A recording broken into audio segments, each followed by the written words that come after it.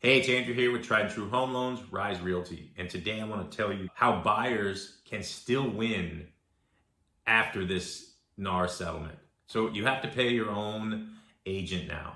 Here's the thing. There's a few ways that you can manage this and still win the house that you want. First one is you agree to pay your agent and you pay them out of pocket. Whatever it is, you have it in your savings, you make it pay it. 2%, 10,000, 15,000, whatever it might be. The buyer's agent does a lot of work, and their expertise and their help discerning what's happening on the sell side is invaluable. It really is. The second thing, you could talk to your lender and negotiate with them a slightly higher interest rate, which will create a lender credit that can help you pay for your closing costs. You take the money that the lender is giving you, pay your closing costs, and you pay your agent the money that you agreed to pay them instead of using your money for the closing costs. You can also negotiate with the seller.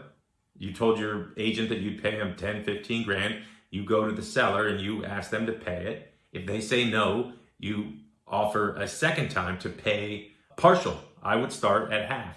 I'm paying my guy 15 grand. I'll give you $7,000 above listing if you pay my buyer's agent 15 grand. Here's the one caveat with that could come up is they might get stingy when it comes to dealing with repairs.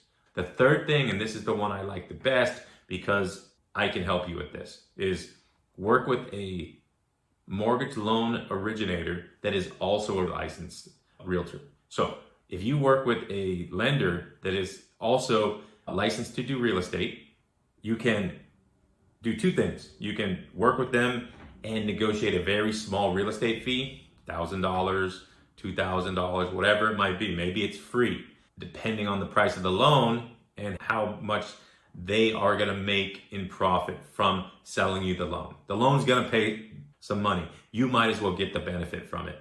You're working with this guy to get a loan.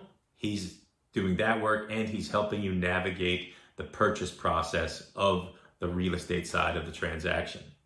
Now, all three of these potentially save you a bunch of money and they allow you to keep moving forward using a buyer's agent. That is probably the most important thing in the whole process, because there are so many things that come up that a buyer, even a savvy buyer, is still going to be concerned about because you don't do this all the time.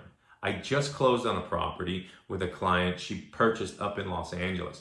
I never once went to the property. She knew I wouldn't go that far. I would have happily referred her out, but she wanted to work with me. This is the third property we bought together.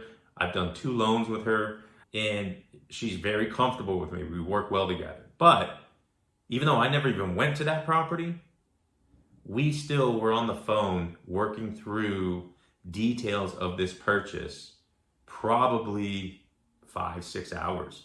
Now, she is methodical about stuff. She reads everything and she wants to understand everything. A lot of people don't.